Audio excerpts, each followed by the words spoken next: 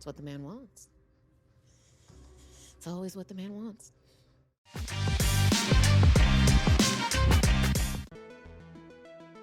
This week, The Boys does something the show hasn't really done before, which is split the episode up into individual sections focusing on different characters. In fact, the episode itself is called One Shot, as that's what these stories are.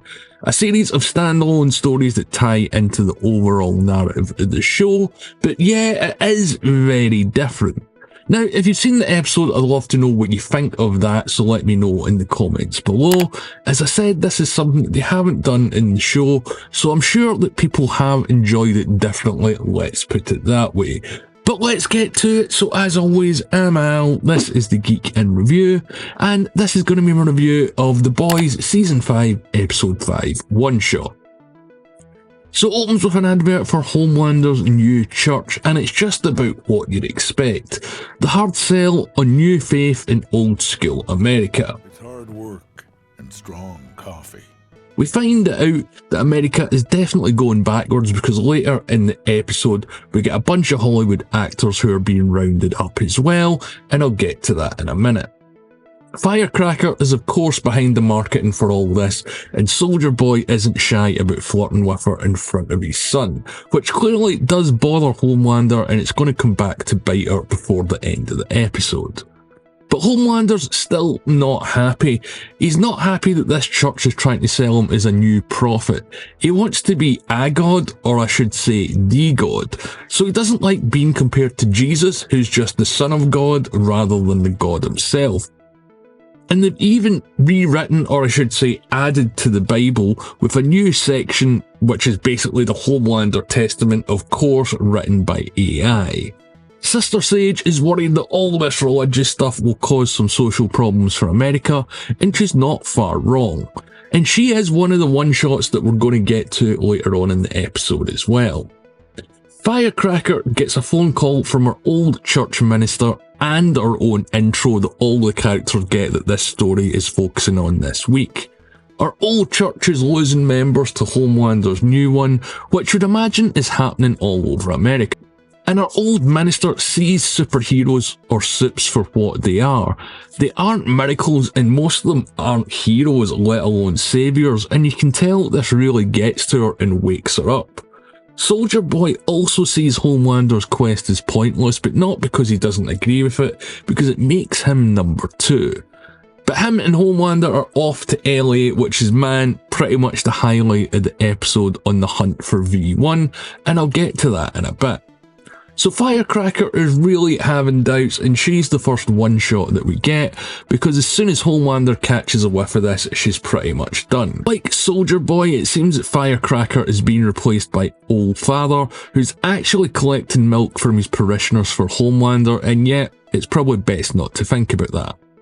But Firecracker is still on brand, spreading the word on TV despite her doubts, and they're really trying to paint our old church as some sort of pro-Starlighter movement. So they aren't afraid of throwing anyone under the bus, and it gets worse when she paints the man who basically raised her as well, not particularly nice. Can't really use the words here on YouTube, but you know, church and crimes and kids, you get where this is going if you're smart. And hey, if you are smart, subscribe to the channel as well.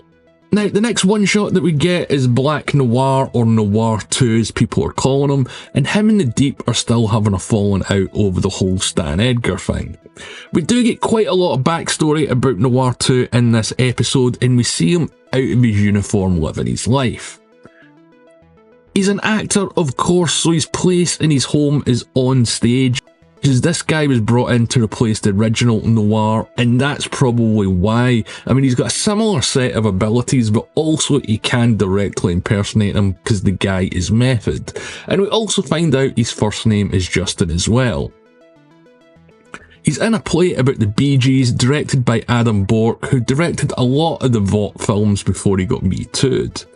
Now, no one actually knows that he's Black Noir, and Bork has also had issues with the Deep when he worked for Vought as well, so gives Noir or Justin some advice on how to deal with them, without realising they're both talking about the same person. The two are still doing their podcast with Old Father as a guest, and Noir tries to sell the idea of Homelander healing him, which would basically give him the ability to talk and the ability to fly, which he already has. And you know, it's a pretty good sales pitch as Old Father basically gobbles this stuff up. But he has to pick between his passion and his day job as the play is off to the big lights of New York City on Broadway. But before any of this can happen, the director's killed in a way that only this show can deliver by the Deep sending an eel into the toilet when Bork's sitting on it. And yeah, it's pretty bloody, and it's not the only extreme death in this episode. So his dream is all but over, and it's going to force him on a revenge kick after the play is cancelled.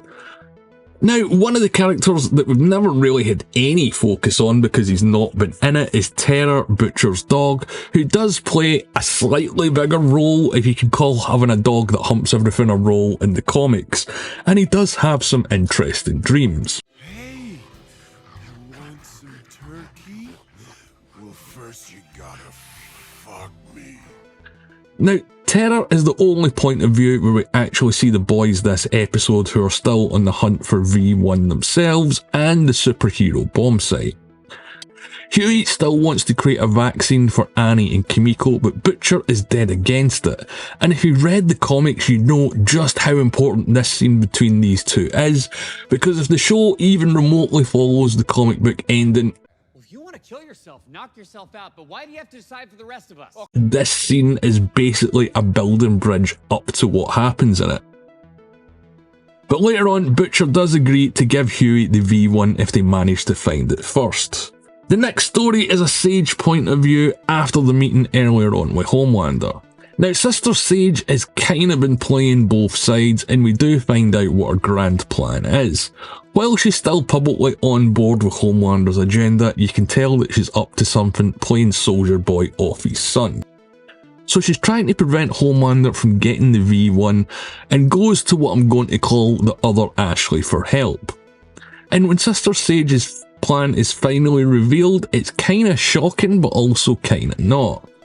She knows that the superhero virus existing means that it's probably going to be released, and the result of this will be Supes killing humans in revenge, so there's going to be a grand final war as she sees it, because all she wants to do is be left alone and locked in a bunker somewhere. Which is kind of the situation that Homelander found her in the last season. She was living alone in an apartment full of books. And yeah, being left alone, I do get that, but this is a bit of an extreme version. We then get the big supernatural reunion story with the Soldier Boy one-shot, where we find out that Homelander hasn't got any information out of Stan Edgar yet, so Soldier Boy wants to have a shot at him. And remember, Soldier Boy knew Edgar when he was a lot younger in the 80s, just starting at Vought, and Edgar was partly behind the Russian kidnapping and setting him up as well. And Edgar isn't really afraid of either of these guys, which I think is really interesting. He literally tells Homelander to his face how he feels about him, and the fact that Edgar's always a man with a plan and he's in the worst possible situation here I thought was very interesting. The guy must be a championship poker player. But Soldier Boy uses Edgar's granddaughter Zoe as leverage, and although Edgar doesn't know where the V1 is, he points him in the direction of Mr. Marathon. And yeah, as I said, this is a supernatural reunion, but I never really watched that show, so I don't appreciate it as much as some people. But hey, if you watched the show and you enjoyed this episode, let me know what you thought in the comments below. So Mr. Marathon was the speedster on the 7 before A-Train replaced them. And we see that he's kind of fallen on hard times, having his own sort of now side cinematic franchise for Sony, which is clearly a bit of a take on what was going on with those Spider-Man adjacent films like Morbius and Madam Web that they've tried to launch over the last 10 years. But like the Spider-Man spin-offs or Spider-Man adjacent films, he's fallen on hard times. There's a few direct references to this with posters on the wall with Into the Speedyverse and Madam Marathon, and yeah, you get the references, don't make me tell you. But the Supernatural Bros aren't the only cameos in this episode. We also get a ton of them, with Seth Rogen back again, Camille Nanjiani, Christopher Mintz-Plasse, and Will Arnell, who are all playing poker with Mal Chemical, another Sup who's been mentioned before in the show and does play a much bigger role in the comics. This is also another actor from Supernatural as well, Misha Collins, and Mr. Marathon and Mal Chemical do seem to be partners. But they're also discussing at this poker game all the actors that have been rounded up as pro starlighters, and yeah, this is a callback to what happened in Hollywood in the 50s with the whole Red Scare thing and trying to out communists. A whole bunch of people, mostly producers and writers, were blacklisted and their careers were effectively over. But Mr. Marathon is a Vought history buff, and while he doesn't have the V1, he knows where Bombsight is and that he has it. But Homelander quickly loses patience waiting for Bombsight to show up, and Mal Chemical actually manages to knock Homelander out using his power. Mal and Mr. Marathon want Soldier Boy to take out Homelander while he's down on the ground, and this is going to be a golden opportunity as he's never been this weak before. But Soldier Boy doesn't want his son to go out on anyone else's terms other than his own. Nobody fucks my son but me. What? That came out wrong. Soldier Boy flips the script, killing Mal Chemical outright, and then there's a great fight between Mr. Marathon and Soldier Boy where all the celebs basically get the Robin treatment from Season 1, Episode 1. Soldier Boy manages to disable Mal Chemical using baby lotion. You know, you get the Puff Daddy reference, it's literally written on the side of the bottles, and we find out that Marathon doesn't know where Bombsight is, he was just lying to him.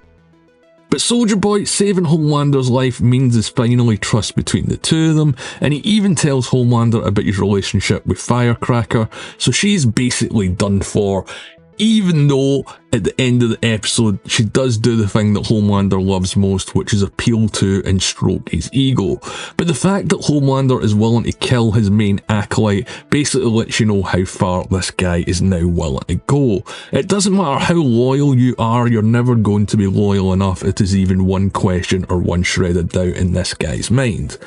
Now, as I said at the start of the video, the way that this episode was shot and the way that it told the story is something that this show hasn't done before, but it's something that I think they can afford to do in the final season, especially as it gives characters like Black Noir and Sister Sage who wouldn't get this much focus in a sort of week-to-week episode basis. And I really like this, to be honest. I just wish they'd kind of done it a little bit sooner over the previous seasons rather than wait to the last season. Now, we're coming to the end of The Boys Season 5 and the end of this season of The Boys. Of course, there's going to be spin-offs and prequels and everything else, but I really want to know what you guys thought about this episode. Did you like the different style and the different tone of it? What was your favourite shots of the one-shots that we got? And who is going to die next? Because this episode was an absolute massacre. I mean, I think there was probably 7 or 8 deaths, which is one of the highest amount that we've actually had in The Boys in quite a while. So let me know what you think below, or you can reach out to me on Twitter at The Geeks Reviews. If you've made it this far and haven't done it already, please subscribe to the channel and leave a like on the video. And as always, my name's Al, thanks for watching.